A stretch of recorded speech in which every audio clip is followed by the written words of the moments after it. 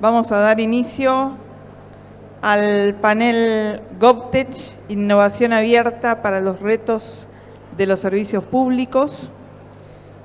Un tema más que interesante en los tiempos de hoy porque nos va a permitir entender un poco de qué se trata el ecosistema GovTech y cómo lo podemos pensar como una dinámica de innovación abierta, ¿sí? Como una dinámica donde los gobiernos locales comienzan a abrir su gestión hacia otros sectores, fundamentalmente el sector emprendedor, hacia los emprendimientos de base tecnológica, una necesidad que se hace cada vez más evidente a partir del fuerte proceso de transformación digital que viven y que transitan los gobiernos locales actualmente. Nos acompaña, el panel está conformado por interesantes expositores que nos acompañan hoy. Voy a presentarlos brevemente a cada uno de ellos antes de darle la palabra a cada uno. Nos acompaña Dante Zanarini, que es licenciado en Ciencias de la Computación de la Universidad Nacional de Rosario, es coordinador del Programa de Asistencia en Proyectos de Software a Organismos Públicos de la Fundación Manuel Sadowski, es director del Departamento de Ciencias de la Computación de la Universidad Nacional de Rosario, docente de la Universidad Nacional de Rosario desde hace más de 20 años, fue subsecretario de Innovación Pública del Gobierno de Santa Fe, teniendo bajo su órbita y responsabilidad sistemas de software críticos, algunos de ellos asociados a campañas de vacunación COVID y al escrutinio provisorio 2021.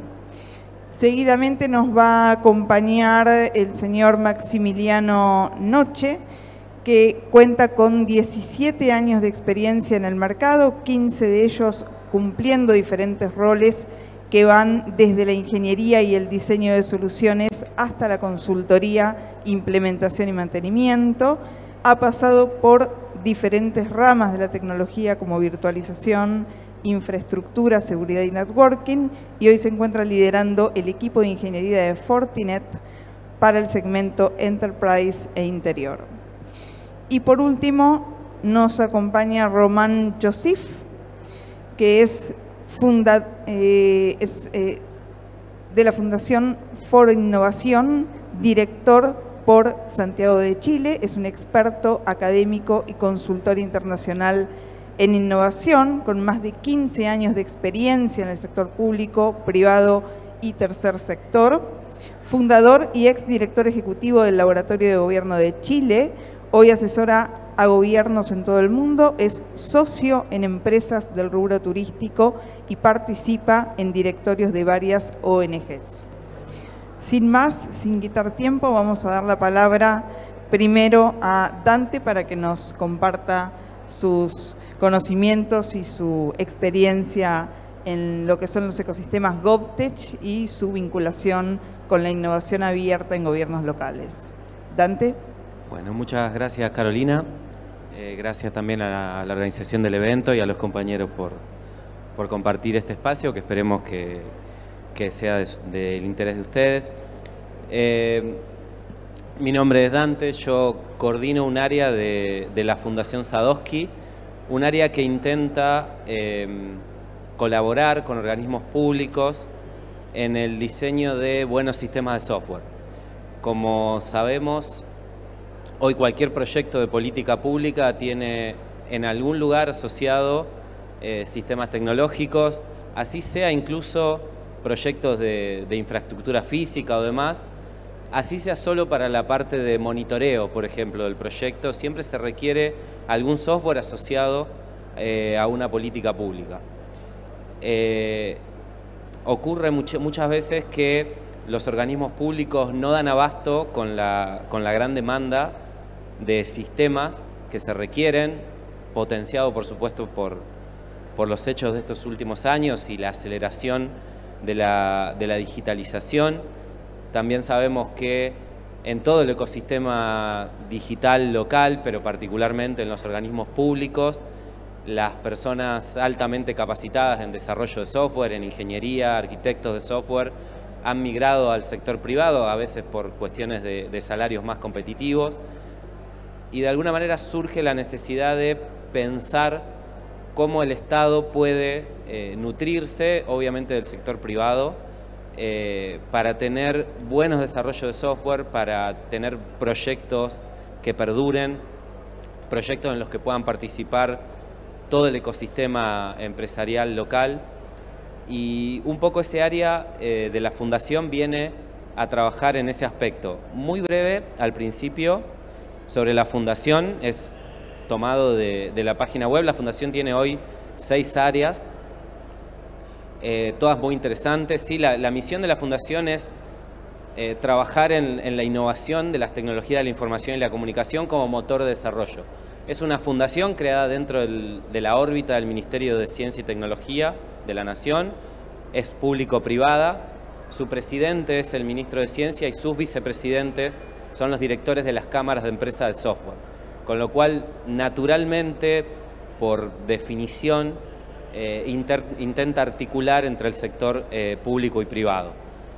Tenemos el área de vinculación tecnológica que intenta llevar a la práctica lo que se conoce como el triángulo de Sábato. Tenemos el área de programar, que tal vez es la más conocida, que hoy exporta capacitaciones a los países vecinos y que tiene un gran arraigo en la educación argentina. Tenemos un área de ciencia de datos e inteligencia artificial con proyectos muy innovadores.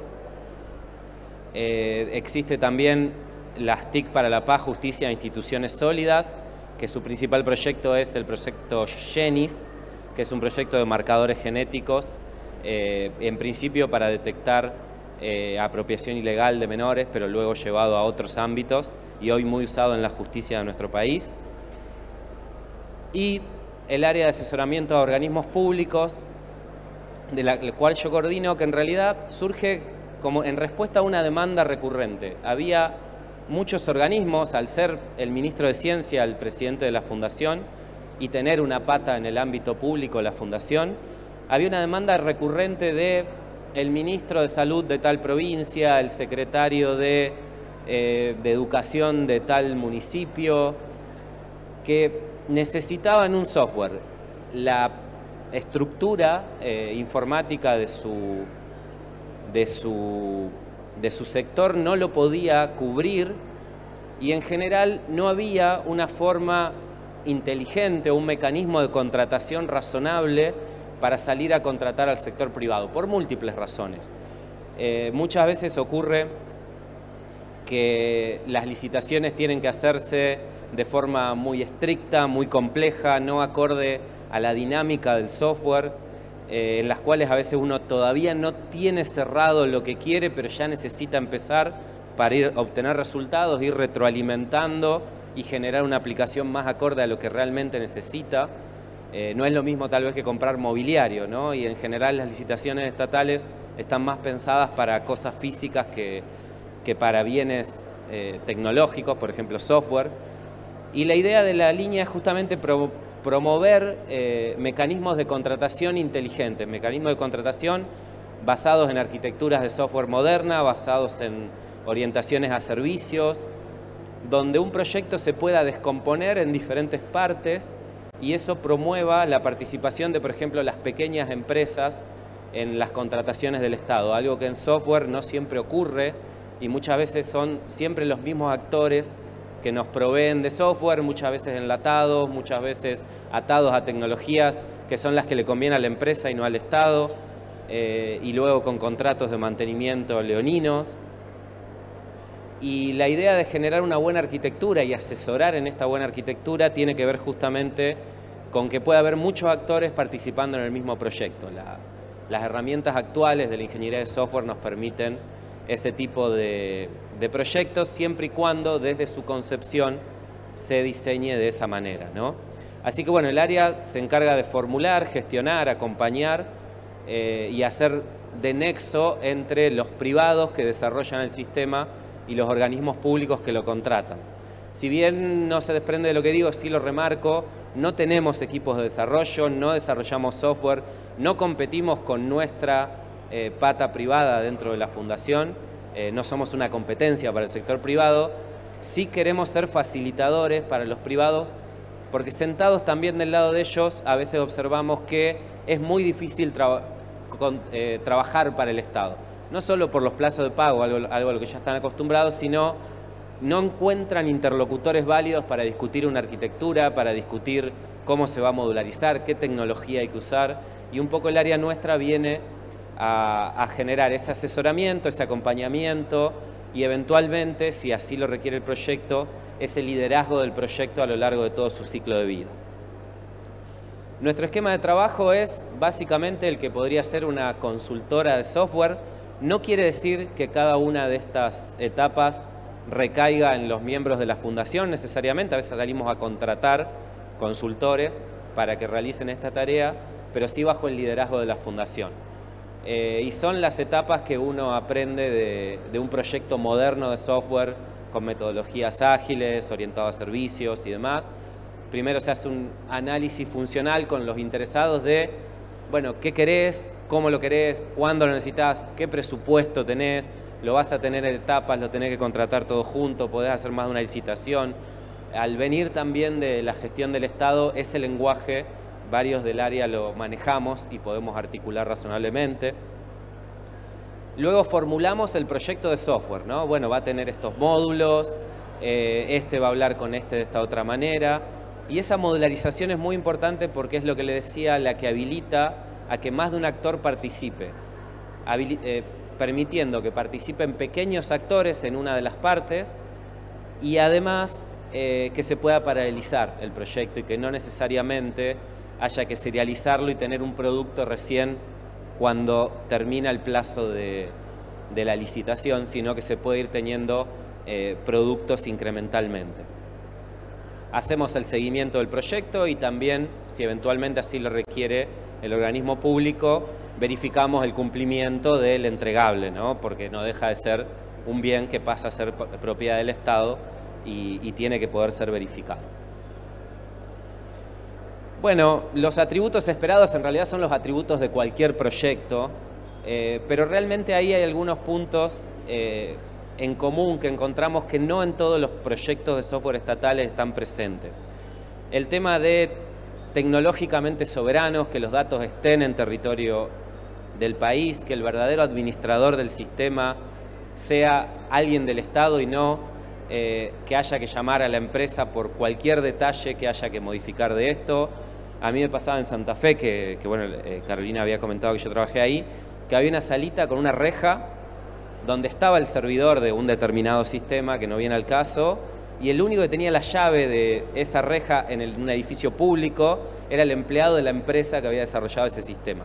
Creo que ese es un ejemplo de no necesariamente tal vez soberanía nacional, pero sí perder hasta un espacio físico de un edificio público, y ni hablar del software en particular, por haber comprado mal un sistema, ¿no?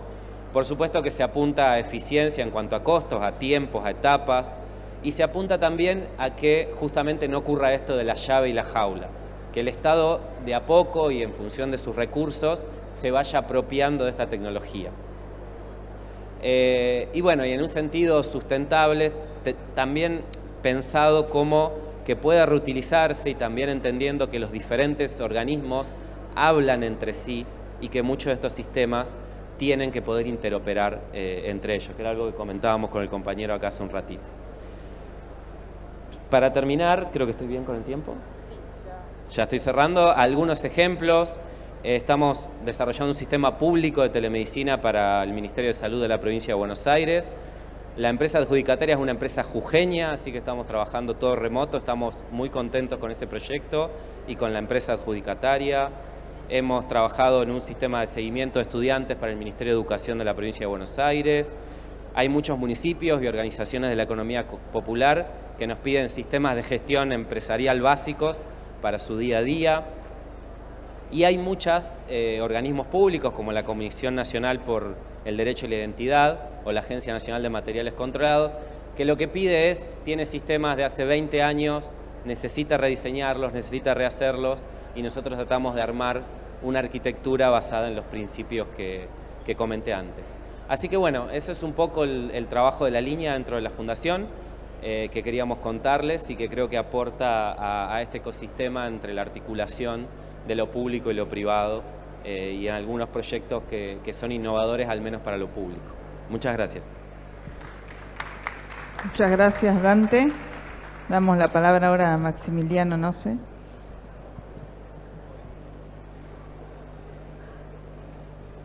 Hola. Bueno.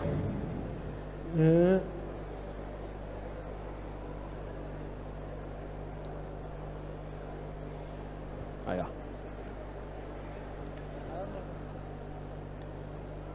Perfecto, ahora sí. Bueno, buenas tardes a todos. ¿Me escuchan bien ahí? ¿Ahora? Ahí va mejor. Bueno, voy a contarles un poco el tema de que vine a hablar. Yo voy a hablar de ciberseguridad, ¿ok? Generalmente cuando las charlas se dan en términos de ciberseguridad tienden a ser técnicas y no es la idea. No voy a hablar de tecnología, voy a hablar de todo lo demás que compone a la ciberseguridad. Como pueden ver acá, a ver si sale, ahí va, ahí están apareciendo. Tenemos 3 pilares dentro de la ciberseguridad, que son las personas, los procesos y la tecnología. Yo, como les prometí, de tecnología no voy a hablar. Así que lo primero que voy a hablar es de contexto, ¿está bien? Nosotros lo primero que me gusta mencionar es, hay un montón de tendencias a nivel mundial que vienen pasando que nos afectan en el día a día de cualquier ente de gobierno y cualquier empresa privada, ¿ok? Y esto, ninguno me lo va a poder negar, el trabajo de casa, ¿ok? Después de la pandemia hizo que, hoy por hoy, ya trabajar desde casa sea algo natural para todos. Quien no contemple hoy el home office, medio como que o necesitas estar sí o sí en oficina para hacer un trabajo muy manual, o está trabajando con gente que se quedó hace 10 años, ¿no? Segundo punto. Tenemos todo lo que es la digitalización de servicios, sobre todo en gobierno. Yo hoy ya no concibo que el gobierno me haga ir a hacer un trámite a algún lado donde tenga que ir yo físicamente a firmar. ¿Sucede? Sí, sucede. Pero tratamos de que en el futuro eso no ocurra más, ¿ok? Y ya les diría que es natural que pensemos ya todos los sistemas en los términos donde no tengamos que estar físicamente en el lugar donde ocurren las cosas, ¿ok? Donde se procesa el trámite, que podamos iniciarlo desde nuestra casa, desde el teléfono, ¿no? Tercer punto, la conexión de las infraestructuras críticas, servicios de agua, gas, electricidad. Yo les voy a contar una anécdota. En mi casa, el medidor de luz lo tengo del lado de adentro. ¿Saben cómo vienen a cobrarme la luz? Me mandan a una persona a mi casa que, como no puede ver el medidor y no le puede tomar los datos, me manda un WhatsApp. Entonces yo se lo mando con una foto. Digitalicé el cobro de la electricidad de mi casa. Pero, a ver, esto me pasa, yo vivo en el medio de la capital federal, o sea, es la capital del país, y esto sucede. Entonces tenemos que digitalizar un montón de cosas. Estamos años luz de lo que nos falta. Y para lograr eso, tenemos un montón de desafíos por delante, que son contextos propios de nuestro país o del mundo también. Primeros problemas que me encuentro, bueno, falta de personal capacitado. En ciberseguridad siempre escasea el personal capacitado, ¿ok? El segundo punto es que tenemos restricciones presupuestarias, estamos quebrados, muchachos, no hay plata, y es nada. También eso hace que tengamos poco personal, porque no le podemos pagar, ¿ok? Y también, ¿por qué? Porque hoy el trabajo remoto implica que competimos con empresas del extranjero y un montón de cosas para retener el talento que se genera acá. Entonces, tenemos un montón de problemas. Otro problema, ya lo planteaba él, procesos de compra lentos. Cuando yo tengo un problema de seguridad y lo tengo que resolver, si tengo que pasar por una licitación, por ese proceso empieza a demorarse meses o años. Y por ahí en el medio de la licitación surge algún problema macroeconómico y se me cae todo. Entonces, estamos en una situación compleja desde ese punto. El panorama de amenazas, esto es terrible. Acá, que me levante la mano alguno, ¿quién no se enteró de un ataque de ciberseguridad grave en el último año? ¿Quién no escuchó nada? ¿Alguno? Todos nos enteramos, por lo menos, por lo menos hay uno por provincia, grave, tanto sector público como sector privado. El problema de esto es que no es que hay más, sino que cada vez es más fácil, nos enteramos más rápido y cada vez son más destructivos. ¿Ok? Estos ataques que ocurren, estos eventos de ciberseguridad, son más graves y tardamos mucho más en recuperarnos. ¿Ok?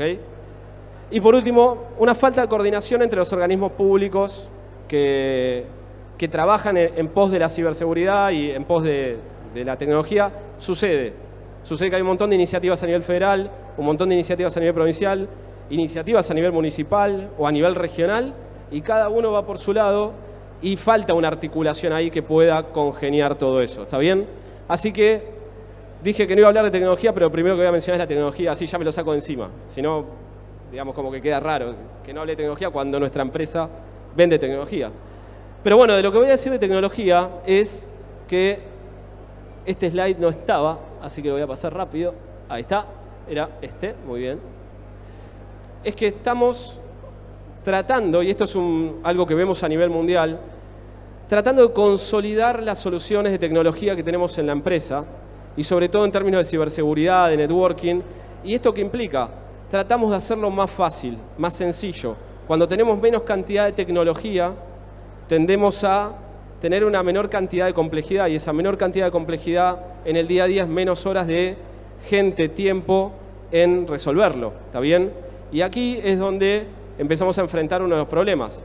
Si tenemos falta de personal, ¿de qué me sirve tener un montón de tecnologías, todas dispersas, todas sin una estrategia conjunta que me permita eventualmente automatizar procesos y achicar por ahí esa cantidad de personal que necesito? O el propio entrenamiento del personal, que la curva de aprendizaje de la persona que contrato para trabajar en mi ente de gobierno o en mi empresa no sea tan alto, que pueda tener una persona en 6 meses operando y trabajando rápido. ¿Ok? Todo esto va de la mano de la madurez. ¿Está bien? Generalmente las empresas empiezan trabajando en algo como esto, estructuras más separadas, distribuidas, arquitecturas que son de alguna forma dispersas, y a medida que van madurando se va concentrando y achicando la cantidad de plataformas, y esto a la larga conlleva en un ahorro de esfuerzo y de lidiar con la complejidad. En todo esto, en términos de ciberseguridad, nosotros los podemos acompañar. ¿Ok? Nosotros somos proveedores de tecnología. Entonces, le podemos brindar la tecnología que los va a acompañar en cada uno de las fases que se encuentren de sus proyectos de ciberseguridad o de desarrollo de software o de comunicaciones. ¿Cómo? Les vamos a proveer la tecnología en cualquiera de sus fases, tanto al que está recién empezando como al que está maduro. ¿Y de qué manera los vamos a ayudar? Asistiéndolos en cada una de las fases. ¿Ok?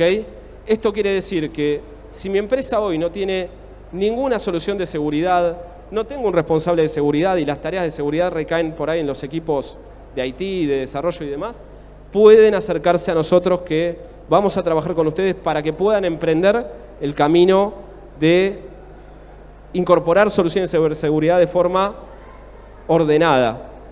En cambio, si ya tienen un departamento de ciberseguridad, si ya tienen un CERT, un CECIRT o lo que sea, también pueden trabajar con nosotros, les podemos proveer soluciones y les podemos proveer el asesoramiento que ustedes necesitan para lograr que todo eso funcione de forma ordenada. Y acá es donde nos metemos en los procesos. ¿Ok? Cuando hablamos de procesos, hablamos de poder reaccionar ante eventos de ciberseguridad. Cuando hablo de eventos de ciberseguridad pueden ser muchas cosas. ¿Ok? Puede ser desde un virus que entró en la empresa y me empezó a encriptar todas las máquinas y me tira toda la red abajo, como por ejemplo puede ser un phishing, un intento de fraude que le llega a, por ejemplo, una persona del área de compras de mi organización o a una persona que se ocupa del área administrativa para que libere un pago a un X que no tenemos ni idea. Bueno, esos son todos diferentes eventos de ciberseguridad. Y esos diferentes eventos de ciberseguridad los tengo que tratar y tengo que procesar esa información. Para eso, cuando vamos madurando como organización, al principio no sabemos cómo reaccionar. Al principio generalmente, como digo yo, en este tipo de casos corremos como gallinas descabezadas y nos chocamos entre nosotros, hasta que, bueno, vamos viendo a ver cómo resolvemos. A medida que vamos madurando, vamos incorporando áreas que se ocupan de la ciberseguridad, como puede ser, por ejemplo, un SOC. Un SOC es, ya tengo todos los componentes de ciberseguridad mantenidos y operados por un equipo. Esto es algo que Es el camino lógico de cualquier organización, pero todavía en Argentina tenemos muchos entes de gobierno y empresas privadas que todavía no tienen un área de ciberseguridad propio que opera las plataformas, sino que simplemente todo lo que es ciberseguridad recae en los diferentes equipos de soporte de la propia empresa. Por otro lado, tenemos equipos que ya son a nivel de CSIRT, que son equipos que se ocupan exclusivamente de la respuesta ante estos incidentes de seguridad. O sea, ellos no operan plataformas, no tocan tecnología. Se ocupan de cómo vamos a responder ante esos eventos de ciberseguridad. Y, por otro lado, tenemos la posibilidad de tener entes regionales que van a hacer tomar la inteligencia de ciberseguridad que aparecen de estos eventos y la van a compartir con diferentes entes de gobierno. Y esto ya tenemos un montón funcionando en Argentina. Puedo mencionar, por ejemplo, el CSIR de Córdoba, puedo mencionar, por ejemplo, al Ministerio de Seguridad, que a nivel federal ya tiene un CSIRT que puede proveerles de inteligencia de ciberseguridad a cualquier ente de gobierno que necesite y que hoy está brindando herramientas de ciberseguridad para, por ejemplo, las policías provinciales y para cualquiera de los entes de seguridad a nivel provincial. De todo eso nosotros los podemos asistir ayudándolos para que puedan articular todo esto, que la inteligencia de ciberseguridad pueda ser compartida, incluso cruzando fronteras. Generalmente cuando yo me junto con las diferentes entes de gobierno a trabajar, me encuentro con que me cuentan sus problemas de seguridad y los atacamos y son propios de cada uno. Y por ahí me junto con otro ente de gobierno que está 2 puertas para allá y me plantea los mismos problemas, pero cada uno atacándolos por su lado. Y ahí es donde yo creo que el Estado falla y nosotros podemos hacer una articulación público-privada para ayudarlos justamente a ordenar ese esfuerzo y que puedan obtener ayuda de los diferentes niveles del Estado para armar su estrategia de ciberseguridad y que la puedan armar de forma ordenada, atacando a todos los problemas de ciberseguridad de la forma correcta. Entonces, vamos a poder responder en menor tiempo, vamos a requerir mucho menor personal capacitado y eventualmente nos vamos a poder ayudar entre nosotros de forma comunitaria, que creo que es a fin de cuentas el beneficio máximo de todo esto, que una organización pueda ayudar a otra. Y acá lo puse como ejemplo, imaginemos que nosotros tenemos un departamento de ciberseguridad que atiende a los servicios de salud provinciales. Cuando hablo de los servicios de salud puede ser, no sé, que tengamos un departamento que esté disponible para atender los requerimientos de ciberseguridad de hospitales, sanatorios, de cualquier región sanitaria de la provincia. Y que a su vez, cuando le eleven un pedido, che, tengo tal problema de ciberseguridad, ellos puedan darse vuelta y apoyarse por ahí en una fuerza federal que los ayude con inteligencia de ciberseguridad para eso, o en una propia fuerza provincial que cruce entre diferentes industrias, como por ejemplo salud con educación. Imaginen lo mismo, poder hacer lo propio, que las universidades puedan ser fuente de información de ciberamenazas al resto de los entes gubernamentales. Todo eso nosotros los podemos ayudar a articularlo para poder convertir todo esto y empezar a automatizarlo. Que no tengamos que tener gente atrás que lo esté monitoreando, sino que sean sistemas que interactúan entre sí. Nosotros desde Fortinet les podemos proveer todos los servicios para hacer esto, ¿ok? Hablo de servicios de capacitación para su propio personal, hablo de servicios para preparar la respuesta ante incidentes de ciberseguridad, algo que no es trivial. Nosotros podemos ayudarlos a construir su CSIRT, su SOC, y podemos brindarles las herramientas para que los puedan operar. Finalmente, las personas.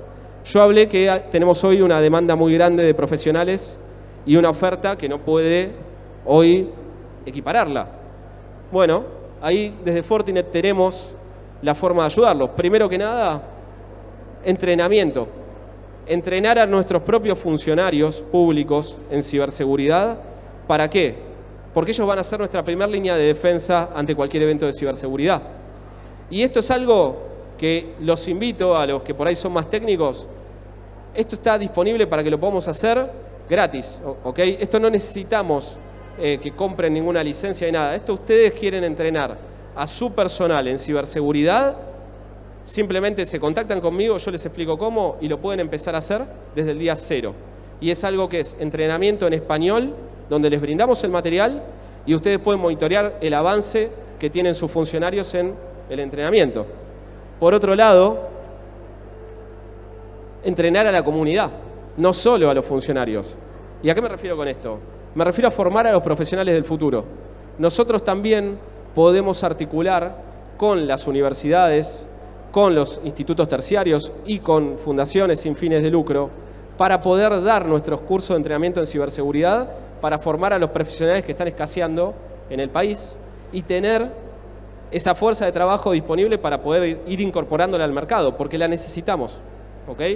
Y por otro lado, a todos aquellos profesionales que estén hoy trabajando en el rubro, Fortinet, todo lo que son cursos de entrenamiento en su tecnología están accesibles sin costo. O sea, cualquiera puede entrar, registrarse el sitio de training y hacer los cursos de entrenamiento de la tecnología Fortinet. Entonces, con esto que quiero decir, podemos preparar a las personas para que estén atentas a cualquier posible ataque que haya. Podemos preparar a los profesionales de mañana, articulando con sus servicios educativos a nivel provincial, a nivel nacional. Podemos preparar a sus profesionales de IT, que son los que van a estar manejando estas plataformas. Y podemos ayudarlos en todo el proceso para que desarrollen sus propios programas de ciberseguridad, que puedan tener un CECIR provincial, un CERT regional, ¿por qué no el Norte Grande, que le provea a todas las provincias que participen de él de inteligencia de ciberseguridad, entrenamiento, capacitación? Nosotros podemos articular eso y los invitamos a que nos inviten a ayudarlos, ¿ok? No mucho más, no me extiendo más, perdón, había preparado una presentación muy larga. Los invito a que quien me quiera contactar, quien tenga alguna duda o que quiera hablar un ratito más, me escanee, ahí tienen mis datos y me contactan por WhatsApp, coordinamos una reunión y estamos charlando. Desde ya, muchísimas gracias. Muchas gracias, Maximiliano. Damos la palabra ahora a Román Josif. Bien, bueno, primero que todo, muy buenas tardes. Espero que mi acento chileno se entienda bien. Y agradecer obviamente a la organización y a los panelistas por compartir este espacio. Y partir diciendo de que mi background quizás es un poco distinto y viene desde una experiencia que quizás algunos conocen, que se llama el Laboratorio de Gobierno en Chile, que básicamente es una agencia estatal que ya lleva casi 9 años desde su creación y que ha trascendido 3 gobiernos nacionales de muy distinto signo político y que está a cargo justamente de impulsar la innovación pública dentro del sector público chileno desde un punto de vista de poner al ciudadano en el centro de todas esas transformaciones y donde desde un modelo que mezcla entrenamiento de funcionarios, nuevas maneras de contratación, la gestión ágil en proyectos de transformación digital y también la medición de capacidades para innovar en las instituciones del Estado, se ha logrado consolidar un modelo que ha podido sacar adelante una serie de transformaciones concretas y acá yo les voy a contar 2 casos específicos que están en el marco de lo que podemos llamar GovTech, que la verdad es que a mi gusto y acá quizás para provocar un poco, las terminologías en estos temas, transformación digital, GovTech, innovación pública, están muy manoseadas y uno puede ocuparlas y estirarlas a su gusto y yo la verdad es que voy a obviamente hacerlo desde lo que es la realidad chilena. Primero comentar algunos principios que creo que son importantes de lo que en su minuto entendimos en Chile como el paradigma de innovación pública. A mí me tocó ser parte del equipo que fundó esta institución del Estado y también su director ejecutivo.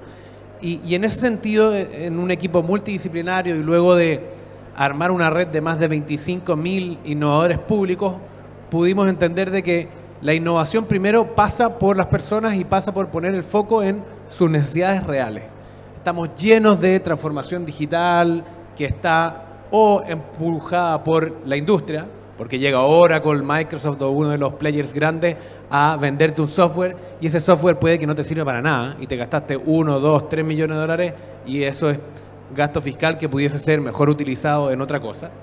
Entonces, lo importante acá es poner el foco en cuáles son los problemas ciudadanos en salud, en educación, en transporte o en el ámbito que sea y desde ahí construir soluciones que sean obviamente resolutivas, que resuelvan un problema y que obviamente al 2023 utilicen la tecnología disponible.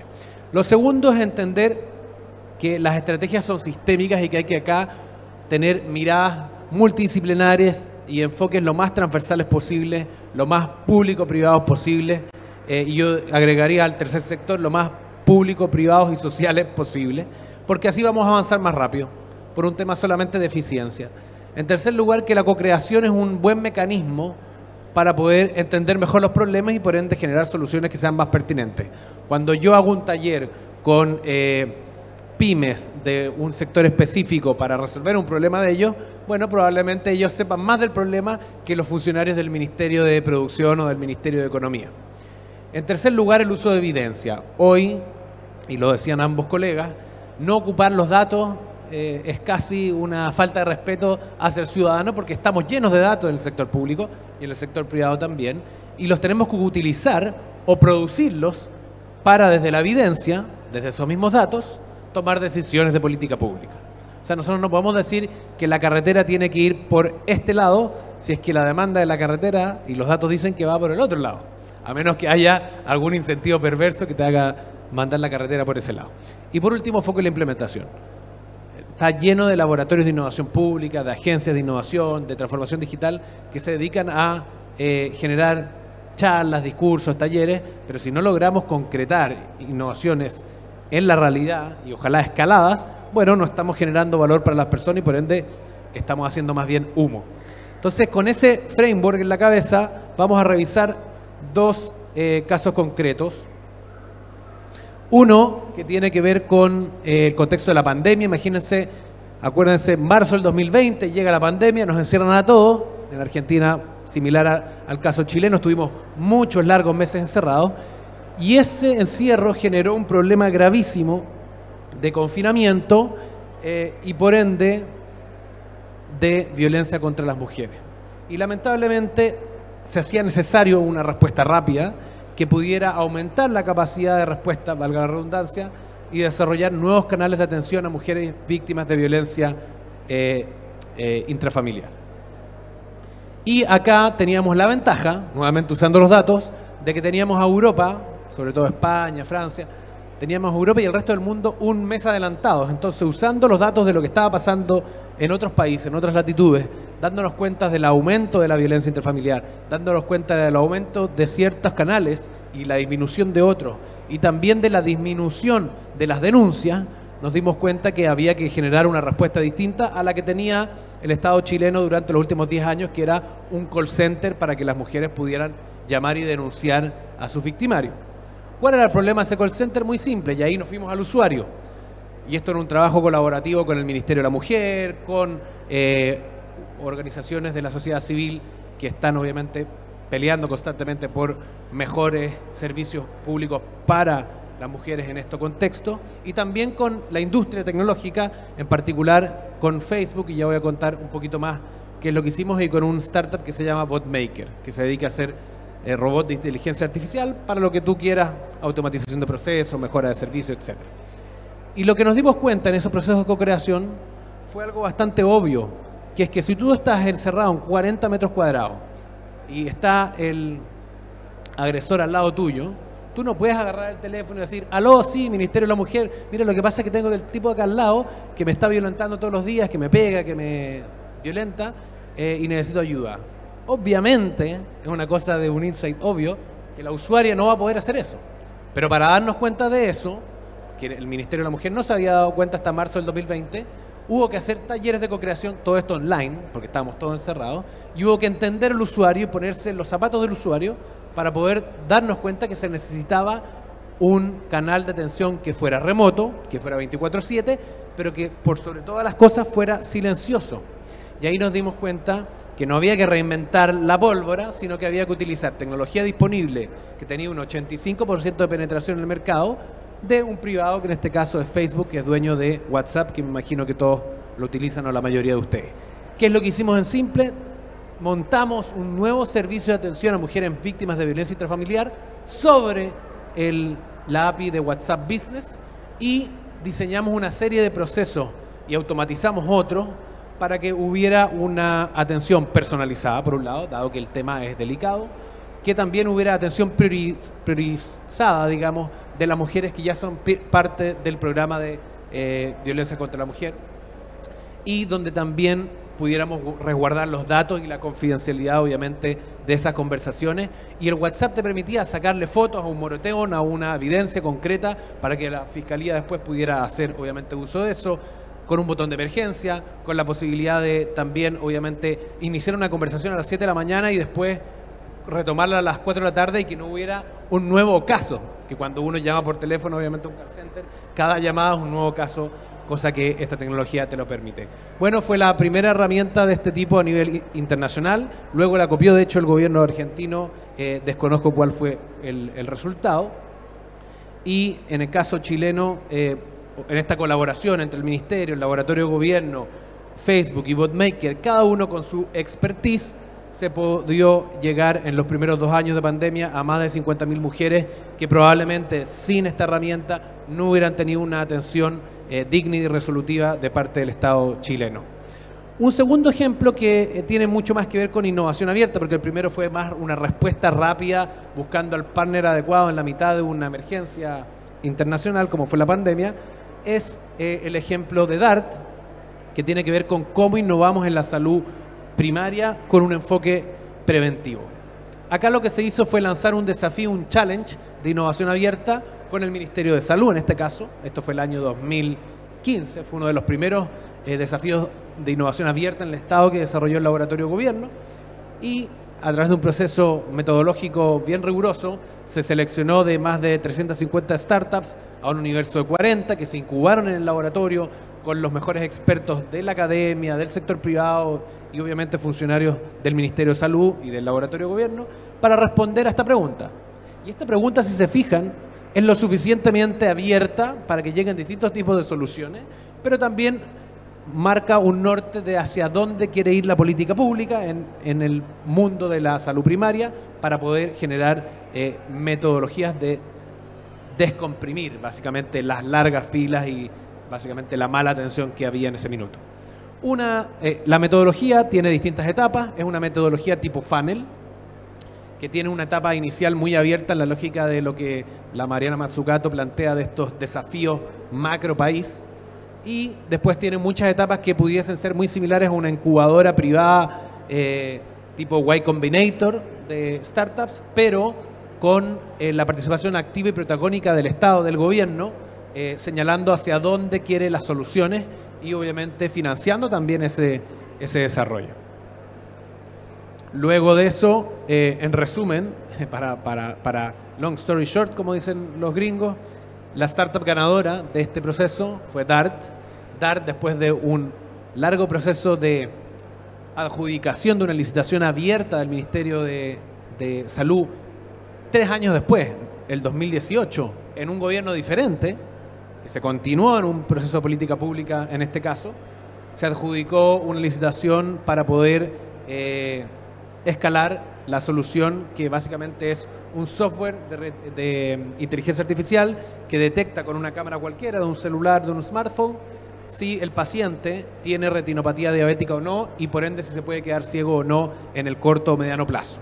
¿Cuál es la gracia? Que no tiene que estar un oftalmólogo, que hay muy poquitos en Chile y menos en el sistema de salud pública, no tiene que estar presente, sino que esto lo hace el software, y en el 5% de los casos cuando hay duda, obviamente se manda la foto por correo para que un oftalmólogo en cualquier parte del país lo revise y lo chequee. Esto está hoy en más de 150 guapos unidades de atención oftalmológicas del país, y fue el primer startup chileno que a través de una compra pública innovadora y previo a un proceso de innovación abierta se adjudicó una licitación de estas características, gracias a todo el proceso metodológico obviamente que describí. Durante solo el primer año más de 124.000 personas se atendieron gracias a esta tecnología que acerca la salud a las personas, que no les obliga a acudir a la capital regional o a la capital nacional, en el caso de Chile a Santiago, muchas veces en un país extremadamente centralizado, y permite justamente descomprimir los sistemas de salud público, en este caso primario, para el caso de los diabéticos.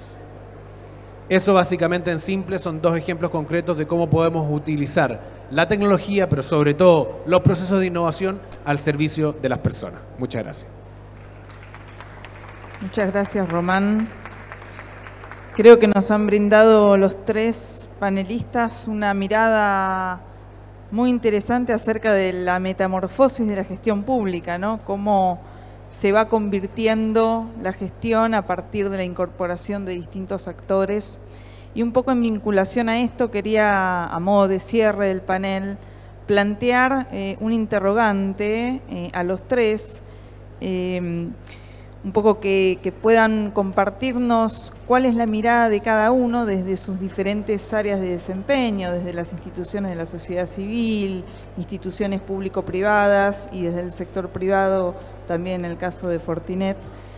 Me gustaba que nos pudieran compartir en función de los distintos desafíos que cada uno de ustedes también compartió en cuanto a la implementación de estas distintas metodologías, de distintas tecnologías exponenciales que también son un claro desafío para la gestión pública, en lo que respecta a las capacitaciones necesarias puertas adentro de la gestión pública, respecto también a las normativas y al marco jurídico que tiene que acompañar y convalidar todo este proceso de transformación.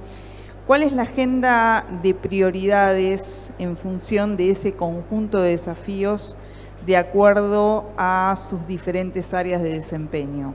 Me gustaría que nos puedan compartir su mirada. Bueno, yo lo que puedo comentar respecto a eso es, Fortinet es una empresa que se dedica a la ciberseguridad, ¿ok? Entonces, si yo tengo que extrapolar cómo veo la ciberseguridad en relación al estadio en el que se encuentra el país y los entes gubernamentales, incluso las empresas, es un poco lo que sucede desde hace muchos años. Nosotros estamos siempre varios años por detrás de lo que se observa por ahí en, no sé, en Estados Unidos, en Europa.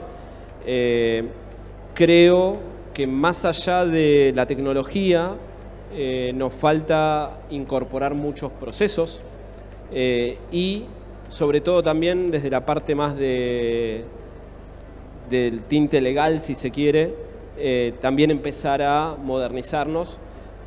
Cuando hablo de procesos no me refiero necesariamente a procesos exclusivamente de la gestión de eventos de ciberseguridad, sino también en los procesos de compra, como mencionábamos antes, de poder incorporar la ciberseguridad como una problemática más del ciudadano de a pie, porque nosotros cuando pensamos en el ciudadano pensamos casi siempre, bueno, salud, educación, seguridad. Bien, su vida digital requiere de seguridad también. Entonces, pensar hoy en la ciberseguridad y que el Estado pueda ser quien provea al ciudadano de eso, me parece que es algo súper importante y es algo que hoy deberíamos tener por lo menos en la cabeza y empezar a apuntar, ¿no?